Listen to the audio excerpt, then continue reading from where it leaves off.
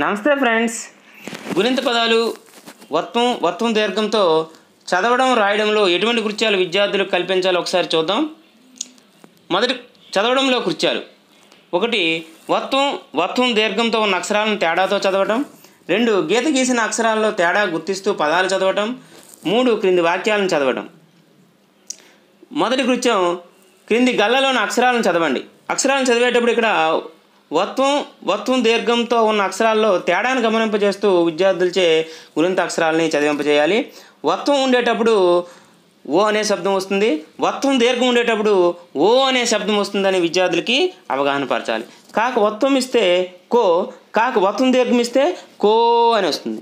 ఇప్పుడు చెప్పమ్మా, వత్వం ఇస్తే గో, వత్వం దీర్ఘం ఇస్తే గో, వత్వం ఇస్తే చో, వత్వం దీర్ఘం ఇస్తే చో, వత్వం ఇస్తే జో, వత్వం దీర్ఘం ఇస్తే జో, వత్వం ఇస్తే తో, వత్వం దీర్ఘం ఇస్తే తో, వత్వం ఇస్తే దో, వత్వం దీర్ఘం ఇస్తే దో, వత్వం ఇస్తే తో, వత్వం దీర్ఘం ఇస్తే తో, వత్వం ఇస్తే దో, వత్వం దీర్ఘం ఇస్తే దో, వత్వం ఇస్తే నో, వత్వం దీర్ఘం ఇస్తే నో, వత్వం ఇస్తే పో, వత్వం దీర్ఘం ఇస్తే పో, వత్వం ఇస్తే బో, వత్వం దీర్ఘం ఇస్తే బో, వత్వం ఇస్తే మో, వత్వం దీర్ఘం ఇస్తే మో, వత్వం ఇస్తే యో, వత్వం దీర్ఘం ఇస్తే యో, యో, వత్వం ఇస్తే రో, వత్వం దీర్ఘం ఇస్తే రో, వత్వం ఇస్తే లో, వత్వం దీర్ఘం ఇస్తే లో, వత్వం ఇస్తే ఓ, వత్వం దీర్ఘం ఇస్తే ఓ, వత్వం ఇస్తే సో, వత్వం దీర్ఘం ఇస్తే సో, వత్వం ఇస్తే సో, వత్వం దీర్ఘం ఇస్తే సో, సో. ఈ విధంగా మనం వత్వం ఉండేటప్పుడు ఓ అనే శబ్దం వస్తుంది, వత్వం దీర్ఘం ఉండేటప్పుడు ఓ అనే శబ్దం వస్తుంది అనే విషయాన్ని విద్యార్థులకు అవగాహన పరుస్తూ ఈ గుణింత అక్షరాలని మనం విద్యార్థులతో చదివించాలి. రెండవ కృత్యం: క్రింది పదాలను చదవండి. ఈ పదాలు చదివేటప్పుడు కూడా మనం వత్వం దీర్ఘం ఉన్నటువంటి అక్షరాల్లో తేడాను గమనింపజేస్తూ మనం విద్యార్థులకి చదివింపచేయాలి. కో, కొంగ, ఓ, కోతి, గో, గొడుగు. అదే గో ఉంటే గోద, గోడ. డో, డొంక, డో, డోలు, తో, తొండ, తో, తోక, దో, దొంగ, దో. దోమ. Very good. నెక్స్ట్ పో, పొగ, పొగ. పో, కోటి, మో, మొసలి, మో, మోకాలు, రో, రొద, రో, రోలు, సో, సొరకాయి, సొరకాయ, సో, సోడా.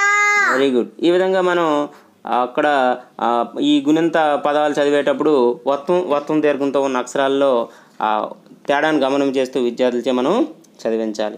నెక్స్ట్ మూడవ కృత్యం: క్రింది వాక్యాలను చదవండి. మూడవ కృత్యం ఈ వాక్యాలు ఈ కృత్యంలో విద్యార్థులచే కింద ఇచ్చినటువంటి వాక్యాలు మనం చదివింపచేయాలి. చదవమ్మా, ఒకటో వాక్యం చదువు. పాప చేతిలో పలక ఉంది. నెక్స్ట్ రెండో వాక్యం చదవమ్మా. కోతి తల మీద టోపీ ఉంది. నెక్స్ట్ మూడో చదువు. కొంగ నోటిలో చేప ఉంది. Very good. ఇవి చదవడంలో కృత్యాలు. నెక్స్ట్ రాయడంలో కృత్యాలు. ఏమున్నాయి ఒకసారి చూద్దాం. మొదటిది సరళ అక్షరాలకు వత్వం దీర్ఘం ఉంచి రాయడం. 2 క్రింది బొమ్మలకు పేర్లు రాయడం. 3 కింది బొమ్మల ఆధారంగా వాక్యాలు రాయడం. మొదటి కృత్యం: క్రింది అక్షరాలకు వత్వం దీర్ఘం ఉంచి రాయండి. ఈ కృత్యాన్ని మనం చార్టుపై కానీ లేదా నల్లబల్లపై కానీ రాసి విద్యార్థులచే వత్వం దీర్ఘంతో ఉన్న అక్షరాలను రాయించాలి. రెండవ కృత్యం: క్రింది బొమ్మలకు పేర్లు రాయండి. మొదటి బొమ్మ పేరు ఏం రాయాలమ్మా? కొడవలి. రెండో బొమ్మ పేరు ఏం రాయాలి? గొడుగు అని రాయాలి. తర్వాత ఏం రాయాలి? తొండ. తర్వాత బొమ్మ ఏంటి? బొంగరం. తర్వాత బొమ్మ పేరేంటి? టోపీ అని రాయాలి. తర్వాత బొమ్మ ఏంటి? పోలీసు. తర్వాత ఏంటి? మోకాలు. తర్వాత ఏంటి? రోలు. ఈ పదాల్లో మొదటి 4 అక్షరాలు ఏంటి?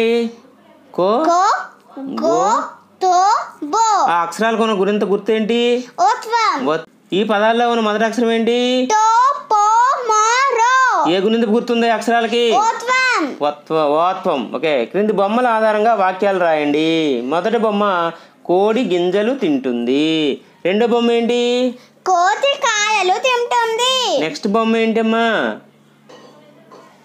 కొంగ చేపలు తింటుంది. తర్వాత ఏం రాయాలి? మేక ఆకులు తింటుంది. Very good. తర్వాత ఏం రాయాలి? మొసలి జంతువులను తింటుంది. తర్వాత ఏం రాయాలి? తొండ పురుగులను తింటుంది. తర్వాత ఏం రాయాలి? దోమలు మురికి నీటిలో ఉంటాయి. తర్వాత ఏం రాయాలి? సీతకు గొడుగు కావాలి.